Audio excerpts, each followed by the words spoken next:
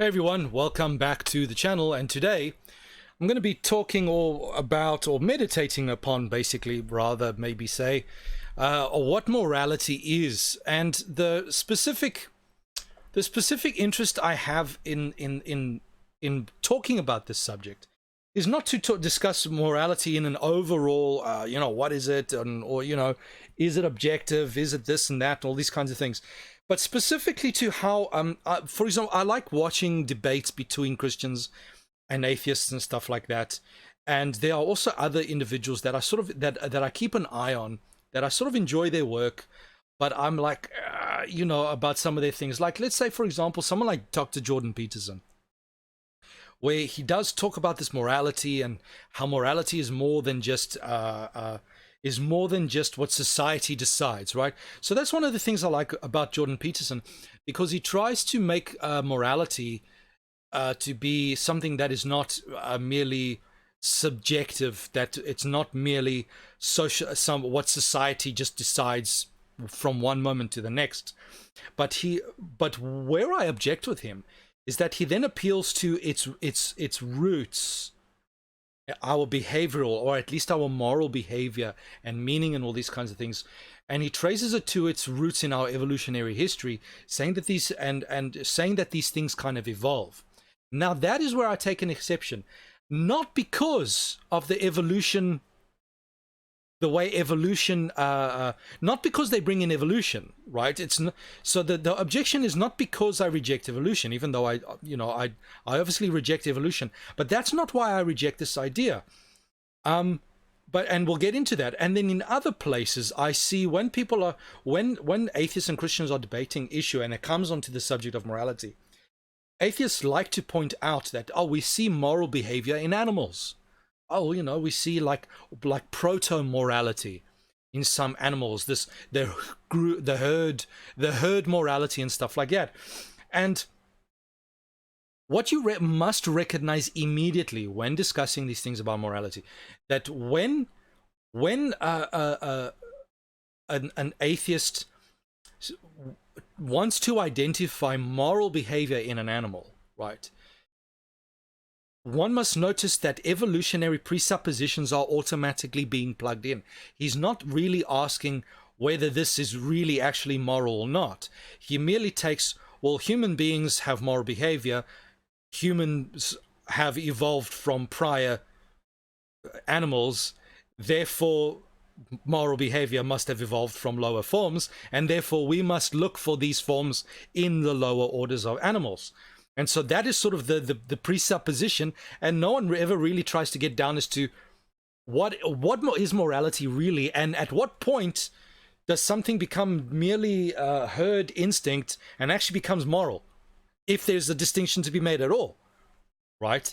And you see immediately that from what I see from atheists, they don't seem to really, for all their skepticism, they don't seem to really investigate whether this is the case. They just bring in evolutionary presuppositions and say, well, this is, and so you almost have like in evolution, you have something that's known as cladistics, right? And in cladistics, they say, well, this basically looks like that, and therefore this must be the ancestor, okay? The fingers, all animals have 5 fingers here, and this bone is kind of like that bone and stuff like that. Therefore, there must have been, and cladistics is idiotic, okay? It's absolutely idiotic, because yeah, they're similar, but cladistics tells you nothing about whether they actually came from each other. You know what I'm saying? Because we know there are lots of creatures that had nothing to do with each other, that share the similar features. So similarity does not mean common descent. Or, although, if everything shares, then it must have been very, very, very far back, right before these things differentiated and all that kind of stuff. But then at that point, there was none of that, was there? But yeah, it's so in the same way that they do like evolutionary cladistics, they're almost the idea of seeing morality or proto-morality in animals, I believe, is committing the same problem, is got the same problem as people that want to, so they're almost doing like moral cladistics. And I think we personify animals. Okay, and then from the personification we then extrapolate, oh look, well, and the all of, or what lies all of this is this materialistic presupposition that everything must be explained. There can't be some higher order thing, and it can't, we must be able to explain, therefore, morality and all the things that we do down through the instincts, the instinctual responses and all these kinds of things, and consciousness and all these kinds of things. And then it brings up then they want to, do we even have free will? Then does even free will exist, and all that kind of stuff. Now I would like to offer my sort of 2 cents on the thing. Again, I'm not writing doctrine here, so take it or leave it. Morality, when something is more, now here's the thing, right? Sorry, I'm being ADD about this. I'm jumping around. Even though I believe that atheists, when they're discussing morality in like a debate format or whatever the case might be, and in general, atheists will discuss morality in a very shallow sense, very shallow, very materialistic sense. So that morality is not really moral. I actually think that they take morality and make it non-moral, to be honest. Right? It's very, very shallow. Yet, in the way atheists behave, by their behavior, they show that they actually understand morality better than what they say, than what they explain, and that what they say contradicts how they behave. So let's take an example. We have today, in the world, we have the social justice warrior. We have the virtue signaler. Now, everyone immediately realizes that when you look at these virtue signalers, we realize that, so someone who's virtue signaling will be like, I fed the poor, look at me, right? We recognize immediately that this person does not care about the poor at all. Doesn't care. The only reason they're doing this is because they want to receive social credit, right? Social credit. They want to be looked at as virtuous, and you can see, and we are immediately repulsed by this, right? Atheists as well. You get people like one of the biggest YouTube channels, Stefan Molyneux. He's got no patience. He's got no time for these virtue signalers. People like Sargon of Akkad, no patience for these virtue signalers and stuff like that. So they understand in a deep sense where we can start drawing the lines of what is or is not moral.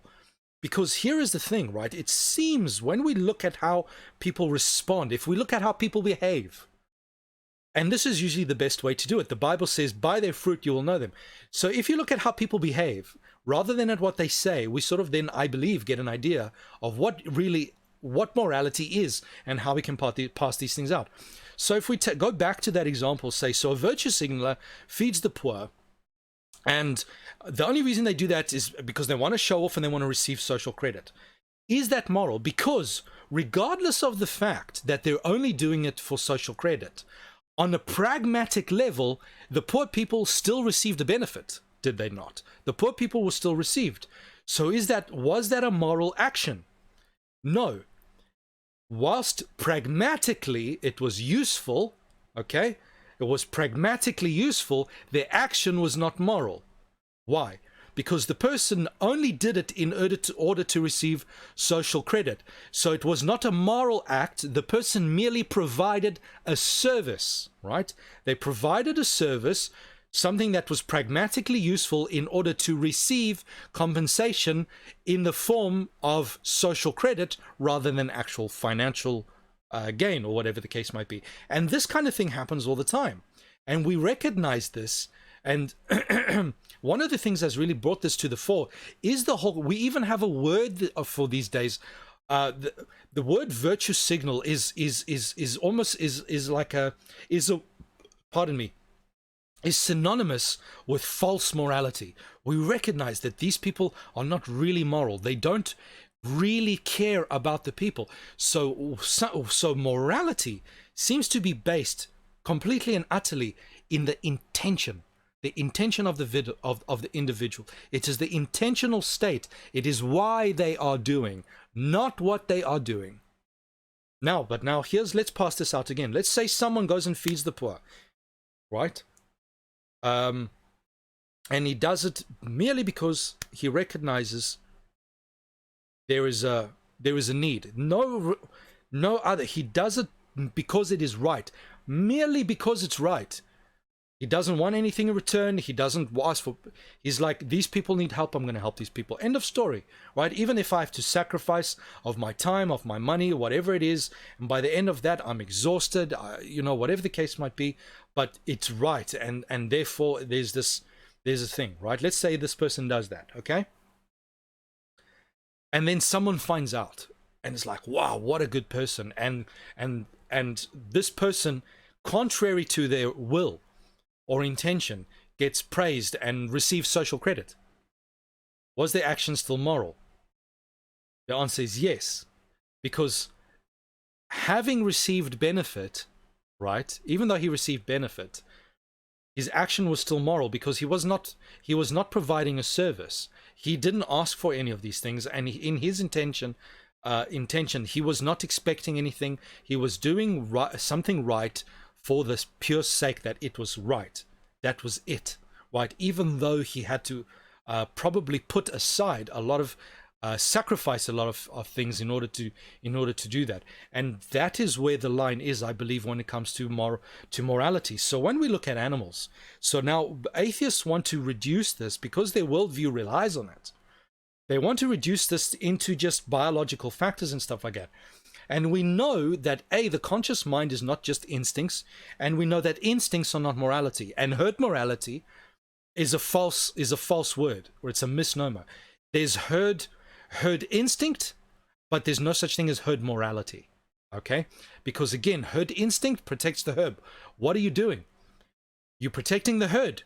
You're providing a service, right? And there's no intentional state in the animals. They're not doing good for the sake of good. They're purely acting by instinct, right? So if a human being, let's say, you know, I do something because I can't help it. I'm just driven to do something, almost like compelled by an instinct to do it. And let's say someone on a pragmatic level receives benefit from it. Was it moral? No, it wasn't moral, because I did it because I was driven by something other than my pure, unadulterated recognition that what is being done is right, is simply right. Because still, right, in the first example I gave, the person provided a service.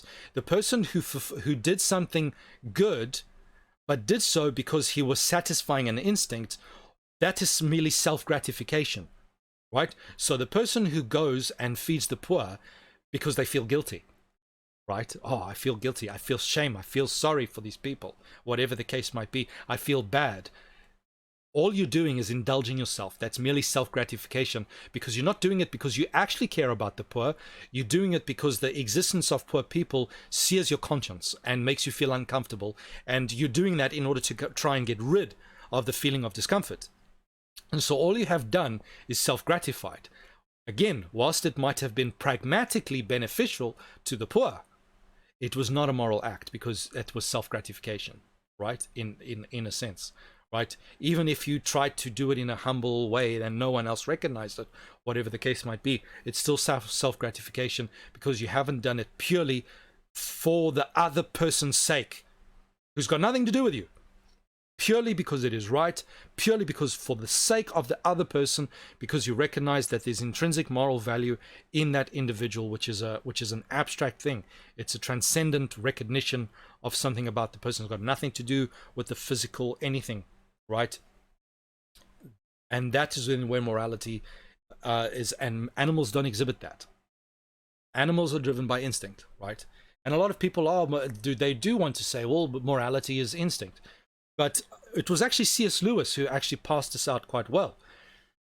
We know that morality and consciousness is not instinct, right? Because you've got two instincts. One is to eat, one is to have sex, let's say. What decides between the two? Obviously, there is another voice behind that decides between the two. Says, I'm gonna do this one, or I'm gonna do that one. Now, an objection that one might arise is like, no, we will follow whichever instinct is the strongest. Okay, but even still, we know that that is not consciousness nor morality. Why? Because we understand that in the human being, it is possible for us to decide between two instincts, and even to make a strong instinct weaker than it is, and to make a weak instinct stronger than it naturally is. And that is consciousness, and that is morality. And that is the essence, that is where morality comes from. It's not a purely biological, physiological thing, right? We have these physical imperatives: have sex, eat, sleep, be decent to other people, otherwise I end up in prison. Self-preservation type of things, preservation of the herd, preservation of the group, all of these things. And this is what atheists never seem to understand. All of these things are transactional. All of these things either provide a service or are self-gratifying. All of these basal, and that's what you see in the animal kingdom. Everything that is done is either a self-gratification of some kind, or it is being driven by an instinct to provide a service for the herd above and beyond the individual organism. But the animal is not doing it because it recognizes some abstract intrinsic value. So when you are talking about an instinct, right, being driven by an instinct or a almost like a craving for the fulfillment of either an instinct or a self-gratifying pleasure, right, to escape feeling bad or whatever the case might be, versus a moral act, you are making a quantum leap. The difference is not in degree, right? And this is the problem with atheists. They constantly, even though there's no evidence and stuff like that for this, they constantly think of things, they make quantum leaps, right, in saying that even though these things look like they are a difference in kind, they're not really a difference in kind, they're merely a difference in degrees, because we have a presupposition underlying it that things go from simple to complex, and that there's an evolution up to the things, even though there's no evidence for it. There's no transition for this anywhere, right? The human moral instinct is so utterly the human propensity for moral behavior, or what we define as moral, is so utterly different from what animals do, as beneficial pragmatically and whatever as it might be.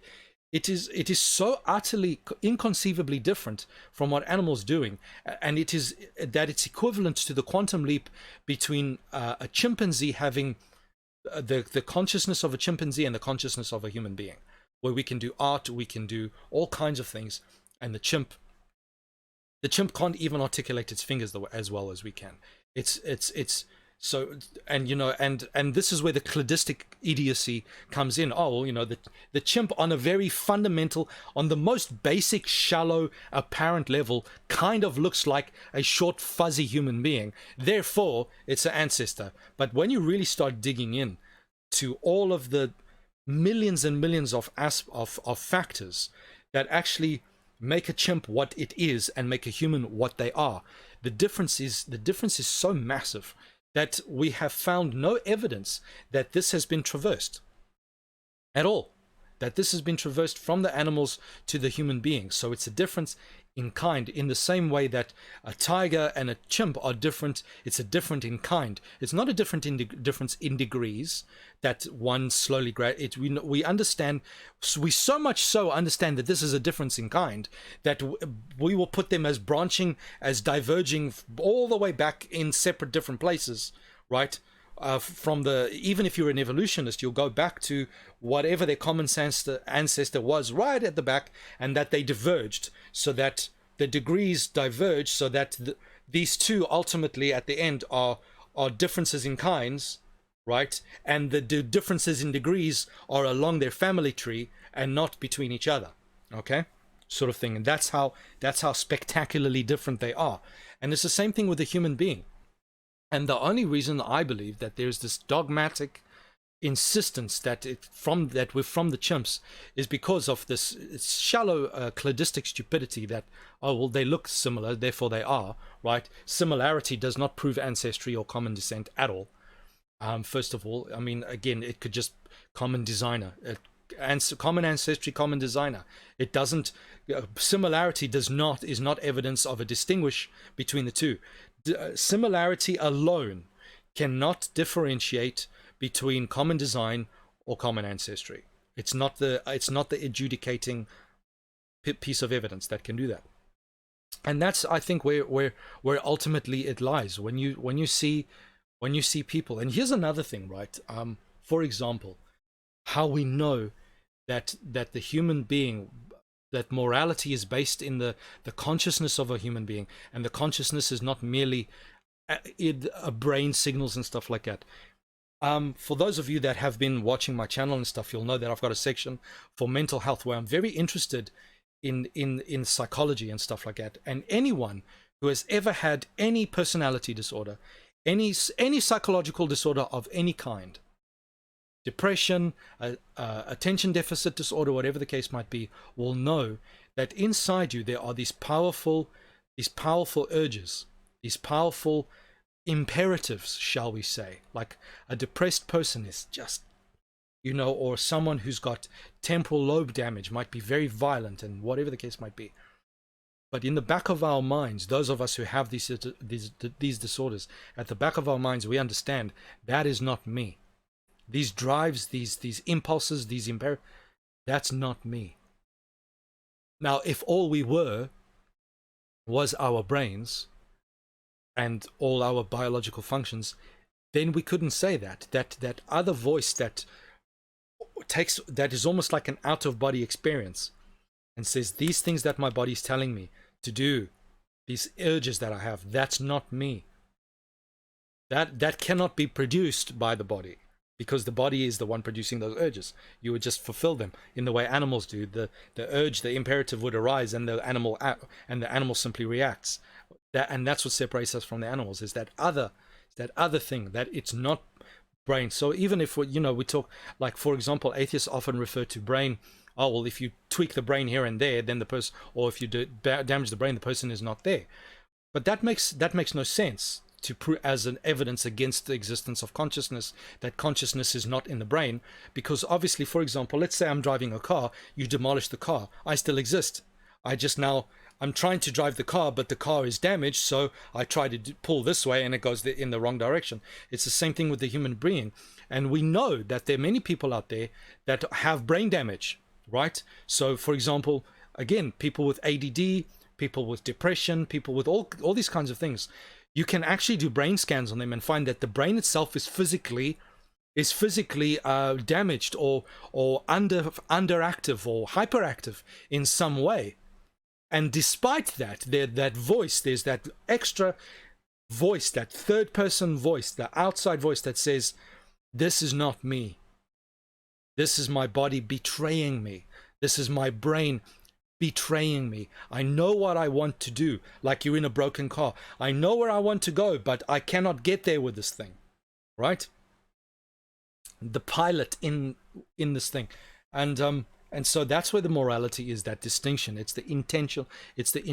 What was the intention? What was in your heart when you were doing that? Were you following an instinct, right? Was that just a self-gratifying fulfillment of an instinct, of an urge, of an impulse, right? To get away from the feeling of shame or guilt or fear or something like that, which is the same thing people do when they're taking drugs. It's the exact same instinct, right? Or was it because I wanted to be praised and lauded by my fellow human being?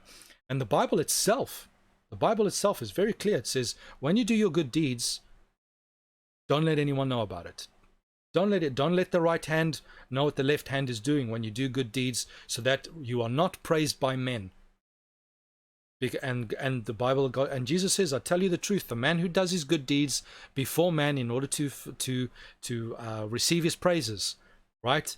He has received his reward. He's received his reward. He's getting his praises. He's not done something moral. He has merely provided a service. And his reward is the praise of mankind, right? So when thinking about morality and stuff like that, I think the whole conversation is way too shallow. When they're trying to understand these things and stuff like that, the only thing that people like Jordan Peterson and these guys are discovering is the origin of where certain impulses come from, right? Certain biological impulses and stuff like that, how that may have formed, because I believe in myself, micro evolution, right? So if my children are going to have brown hair like me, and and if we kill off all the brown-haired people and only leave the blonde people. I believe that microevolution and stuff. So in that sense, generations of people and the environment impact how we are. So that's why, for example, Latinos. If I think about Latinos, we are in general, we are more aggressive and more confident than British people, for example, in general, right? Which is why if you go to South America, if you go to Brazil, my home country, there's more crime, more violence, there's more things, and in the UK there's less. It's just that simple. It's just that simple. And to the point that the British, more often than not, when they've broken the law on something, it's because they were drunk, they were inebriated. Whereas Latinos, we don't really need alcohol to, and that comes from the how we've evolved, how we've bred ourselves, how we've educated ourselves and stuff like that.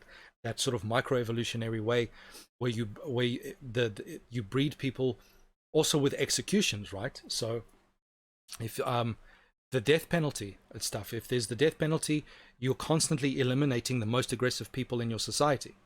The bottom, the most aggressive, the most antisocial, whatever, with executions, the death penalty. But now that we've gotten rid of the death penalty, what do we see? People are becoming, right? Crime is increasing. In general, in the population, crime is escalating and stuff like that, because we now no longer have death penalties. We merely lock them up in a place which makes them even more pissed off than what they were than when they went in, so that when they come out, they're worse than what they were, right? That's all we do now, right?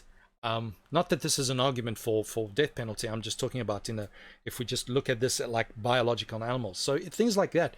So what Jordan Peterson and these guys, they're going about, the serotonin and how it makes you feel this way, and the dopamine, how it feels that way. And we see this thing, and we see how it functions in animals, and animals in that sense can form an analogy to how humans behave, so we can understand more or less how humans behave and stuff like that.